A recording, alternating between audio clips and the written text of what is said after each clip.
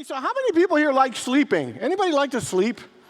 I love sleep. I think it's one of the most greatest gifts and pleasures in life is to have a good sleep. And not just because it's really healthy for us, the rejuvenating and renewing and restoring aspect, but I'm just talking there is a sweetness and a deliciousness of sleep. The cuddly, cozy feeling of being nurtured. I mean, there is something amazing about sleep. You know, when it comes to sleep and waking up, I think there are two different kind of people. People who wake up easy and just spring out of bed in the morning, and those who find it a little harder, who wake up a bit slower. How many people wake up easily and just kind of get right out of bed? And how many have a little harder time and get out slowly? My people. Okay. I think so. One day a week, I spring out of bed and get up right on the alarm, and that is Sunday morning, 5 a.m., my alarm rings, and I'm off and getting ready for Sunday. But the rest of the 6 days, I'm a little bit slower. I like sleeping in longer, and I often hit the snooze button. Anybody ever hit the snooze button? Any snooze users here? Hitting the snooze when you wake up is like waking up and the first action is trying to avoid waking up. That's what hitting the snooze is about. It's avoiding waking up. In fact, it's procrastinating waking up and putting it off for 9 whole minutes. I don't know what it is about that magical number of 9 minutes, but for some reason, I think it works. I love the snooze button. The other thing I find is a favorite thing of mine sleeping is that when I wake up in the middle of the night thinking it's much later than it is, to find out it's 1 o'clock and I still have 4 hours of sleep or 5 hours of sleep left. It's like I've won the sleep lottery bonus. It almost feels like free extra sleep that I got. So whatever side of the fence you're on in terms of sleeping and waking, we will all agree that sleeping is an important and good thing. Except when we sleep through our lives. I think we've all heard of that expression, asleep at the switch. And it's to recognize the fact that sometimes we are asleep in our relationships. Sometimes we're asleep in the choices that we make. Sometimes we're asleep in our careers. We're asleep to our own desires and goals and needs. Anthony DeMello says this: most people, even though they don't know it, are asleep. We are born asleep. We live asleep. We get married asleep. We breed children asleep. We die asleep without ever even waking up. We live mechanical lives. We have mechanical thoughts, often someone else's thoughts. We have mechanical emotions and mechanical reactions. You know, being asleep at the switch means not paying attention to the things that are important. It means not being careful about the duties and responsibilities that we have, not just in our jobs, but in our relationships and to ourselves and our lives. Being asleep at the switch is the areas in our lives where we check out, where we numb out, and we just go through the motions. It is those areas where we do not fully utilize our gifts and talents and abilities, and what happens is that we end up limiting and depriving ourselves of the fullness and the experience of life and happiness. So I ask you, is there an area in your life where you are asleep at the switch or sleeping through something that's very important? Is there an area in your life where you know that it's time to wake up? Now, the spiritual teacher Muji said, the greatest healing is to wake up from what we are not. The area we're most asleep, he says, really, is in the areas of not being awake to our own magnificence, to the beauty and the goodness and the greatness in ourselves. We are so much more than we believe ourselves to be, and yet we find it easier to believe that we are lesser. That we find it easier to put ourselves down, to beat ourselves up, to criticize and to judge ourselves harshly, measure ourselves against impossible standards, and not feel worthy, rather than to choose to wake up to our own greatness and magnificence. Anybody here ever procrastinate? Anybody ever procrastinate? I bet every single one of us has a phrase that say, it's time that I blank, and you could fill it in. It's time that I started or restarted doing this, or it's time that I stopped doing that. Every one of us has something that it's time that we do. And so today we're going to begin a 6-week series entitled It's Time.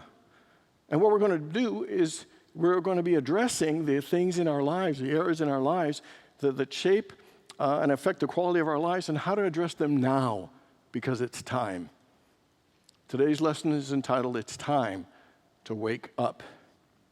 You know, waking up in the physical sense can be kind of hard, but waking up in the spiritual sense is even harder.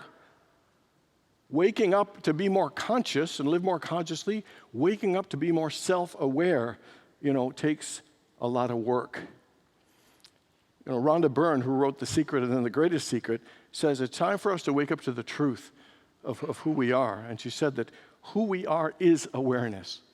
We're not a person being aware. We are awareness itself. I'm going to use different words for awareness because sometimes it will click in a little better. So instead of saying we are awareness, you could say we are consciousness. We are pure spirit. We are presence. We are the life force. We are the intelligence of the universe. We are the God consciousness. We are the light of the world. All these different things represent that source spirit energy that we are, that is the true nature of who we are. We are more than our physical bodies. We are more than our minds. That the greatest part of ourselves is something that cannot be seen. It is that invisible animating force within ourselves, and it is our greatest power. And so it's a higher self. It is our higher perspective that is beyond the thinking, that is beyond thought, beyond the mind. It is like a mountaintop perspective on our lives instead of living in the valley awareness. It is being up at that higher level that represents the truth of who we are, and we need to move our minds there. It is the same awareness, as Reverend Laurie said, that is in Jesus and in Krishna, Yogananda, and Buddha. It is there in every single one of us. But many of us are just not awakened to it. And the fact is, it takes time to sit in that awareness, and we must do it on a regular basis. Notice that Jesus prayed 5 to 6 times a day. And I would think, Jesus, why do you have to do it so often? Couldn't you just do one and just put it in cruise control? Let that bad boy ride for a month or two? He was Jesus. And do you think there is a reason why he did that? Is to show us that we must do it consistently. Prayer's not a one-shot deal, and then we're all good. It is a consistent way to deepen our consciousness to the truth that we are awareness, that we are presence, that we are the God consciousness. It is there, but are we awakened to it? And if we want to be, we need to practice it on a regular basis. Here's a 3-step process of awakening to the awareness and the consciousness and the truth of who we really are, our higher self. And it is to ask, notice, and deepen. And to ask ourselves first, am I aware? And to answer it, I am awareness. I am pure spirit. I am the intelligence of the universe. I am the consciousness of God. I am the light of the world. I am awareness. Half voice, let's say it together. I am awareness. Take a deep breath and let that in. I am pure spirit. Together. I am pure spirit. Take a breath. I am the intelligence of the universe. Together. I am the intelligence of the universe. Deep breath. I am the consciousness of God. Together. I am the consciousness. Deep breath. I am the light of the world. Together. I am the light. Deep breath. And so we need to ask and to remind ourselves of that truth. Then we need to notice. And as if elevating from a valley to the top of a mountain, we need to let our consciousness go to a higher place beyond the details of our lives and who we think we are. We need to take our mindset and our consciousness to that higher place. Because what happens when we do, things get lighter, they get clearer, they get more peaceful and more expansive in our awareness of our connection to ourselves and to our spirit. And the final one is to just deepen our awareness by sitting and immersing ourselves over time into that truth of who we really are. And doing that just for 5 minutes, 3 or 4 times a day, is a powerful and important practice for us. The most important time to do it is when we just wake up. Our mind is most receptive, and to do that little practice of connecting and awakening is a powerful and important thing. To go to that secret place. It is the invisible aspect of who we are that is the most powerful and the greatest resource that we have. And we need to rise above just being caught up in thought and to spend more time in that higher place. You know, when we practice this and this presence and this consciousness, that becomes more of the foreground instead of the background of our lives. We identify less with the mind and the appearances in our lives and more with the truth and the essence of who we really are. And what happens over time when we do that more and more consistently, that consciousness and that higher self begins to manifest itself through our thoughts and our actions and our lives. We actually are able to bring it forth in greater ways. You know, the more we focus on awareness and presence and the truth of who we are, it shifts us. And here are Muji's words of the impact it has. He said, what begins to happen is we lose the eyes of the ego and we start seeing life through the eyes of God. Consistently connected with the awareness of who we are and the consciousness of who we are, you know, will awaken us to a greater level of living. The most important thing. The second way, the important thing to wake up is to be present. You know, to be present is the exact opposite of avoidance and procrastination. It is being there, feeling, acting, and being, and listening to exactly what's going on in our lives in that moment. Being present is about letting everything else that is not of that moment fade away and to be fully there. It is the greatest way to handle any challenges, difficulties, and frustrations. It is the greatest way to be engaged in our lives, and it's the greatest way to feel more happiness and more fulfillment than anything else, is to be present to whatever is going on in our lives, even when it's not comfortable. Being present is your greatest resource. How many people have ever been somewhere, but you really weren't there? Anybody been talking with someone and you really weren't there? Or you ever been at your work or doing some activity and you weren't there because your mind was all over the place? And here's the deal. When we're somewhere and our mind is somewhere else, guess what? We are not as effective in learning or healing or connecting or transforming or making the best out of that situation. In fact, we tend to cheat and limit ourselves of life and miss opportunities because we are not fully present. Joseph Campbell, the mystic, said, most people think that they're looking for the meaning of life, when what we're all really looking for is an experience of being fully alive. Can you remember the last time you felt fully alive? I will guarantee you that is because you were fully present. To be fully alive, you've got to be fully present to what's going on. Woody Allen once said that 90% of success is just showing up. And it's the same thing with life. The most successful we are is when we show up, when we are present. You know why? Because there's peace in the present. There is power in the present. There is joy and love and potential solutions in the present. Being present is one of the greatest ways to wake up and to be more alive.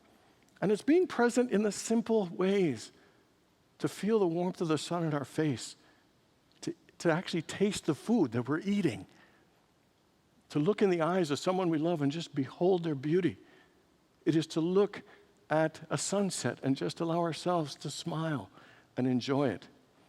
You know, we can be present when we have a cup of coffee, or when we do the laundry, or write a letter, or play with a child. And sometimes, you know, being present, having a good cry without feeling bad, but just being present to that emotion, allowing us to move through, is a powerful thing. Things happen when we're present. There's learning, there's connection, there's synergy, there's inspiration and revelation. Things begin to fall into place. But we must be present to ourselves, present to life, present to what is going on.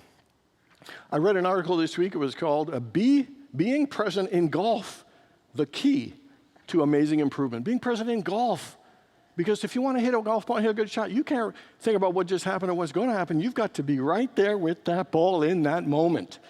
And that is one of the keys. Golfers more are using their breath to get back to the moment, to get back to the here and now, and to not be distracted. Remember the movie, that Michael J. Fox movie, Back to the Future? What will be more successful is Back to the Present, because that's what we really need, to be back to the present. And so what I want you to do is to practice being present this week. And when you get lost, use your breath. Everybody, just take a breath now. Focus on the air in your nostrils. Again, another one. And one more time. When you just get to your breath, that is as in the moment and present as you can be. It's okay, your mind's going to drift. It happens to everyone. It's how many times you come back. One of my favorite quotes by Buddha was, it doesn't matter how many times you forget, it's how many times you remember. Everybody, your mind's going to wander. That's part of the deal. But it's how often you're going to bring it back. Bring it back to the present. So do you think if it works in golf, being present, it might work in your relationship? That it might work in your work, it might work in handling challenges and difficulties or solving problems or finding greater peace or happiness? The correct answer would be yes. To be awake, to be present. And the final one to wake up is to be intentional. Everything that is created in the universe starts with intention.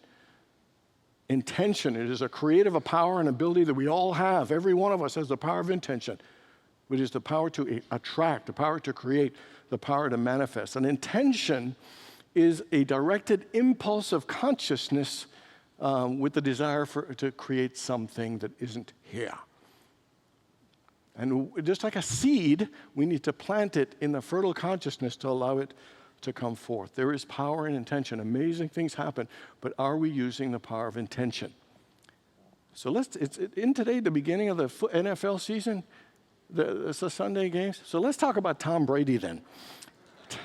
Everybody know Tom Brady has been playing in the NFL for 22 years. He's 44 years old. 44! He could be the father of a couple of the rookie quarterbacks. He is so old. Most quarterbacks start losing it at 35, 36, 37. Peyton Manning, Drew Brees, to name a few. This bad boy's 44 and getting better. The season started Thursday against Dallas. He's threw for 379 yards, 4 touchdowns, led a last-minute drive to win. Classic Tom Brady, like when he was 24 or 25. How is this man getting better? He's 44. How? And they're actually predicting he might have his best season ever. You know how? Intention. Tom Brady's intention has always been, I'm going to play till I'm 45 or 50. His intention is that his arm strength and accuracy and timing will not diminish, but will in fact get better. It is his intention to win more Super Bowls. He's won 7 more than anybody else. It is his intention to be a great teammate. It is his intention to be a great leader. There is power in intention. But the deal is most of us don't use this great power. In fact, most of us don't use many of our spiritual abilities and talents and attributes. This morning when you woke up, what was your intention for the kind of day you were going to have?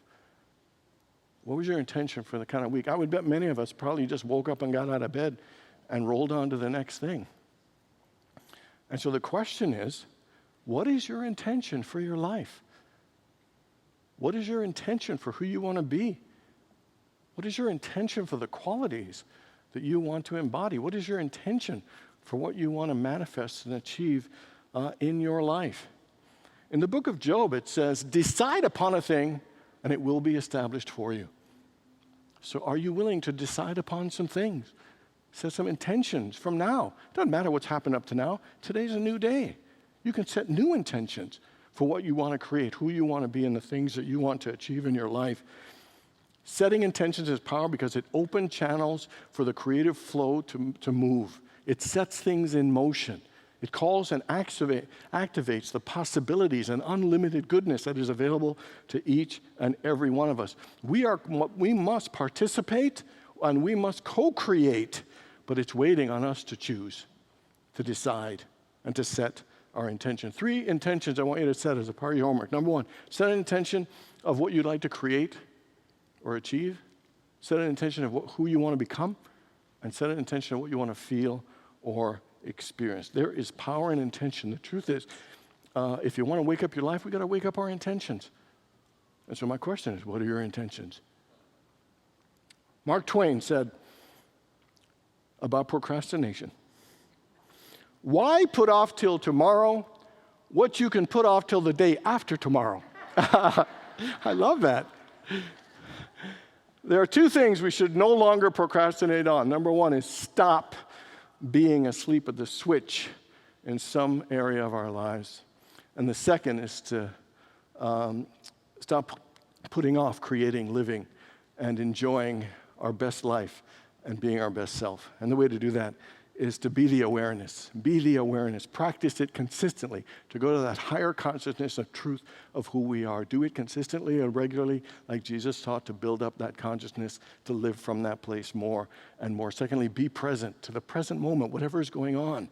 And if you find yourself going into the past or future, use your breath to just bring yourself back and continually just be present. And finally, be intentional. Use the power of your intention. Set it of who you want to become, what you want to create, and what you want to experience. Somebody once said, if not now, when? If you want a better life, you can have it because it's time. It's time to wake up. God bless you all.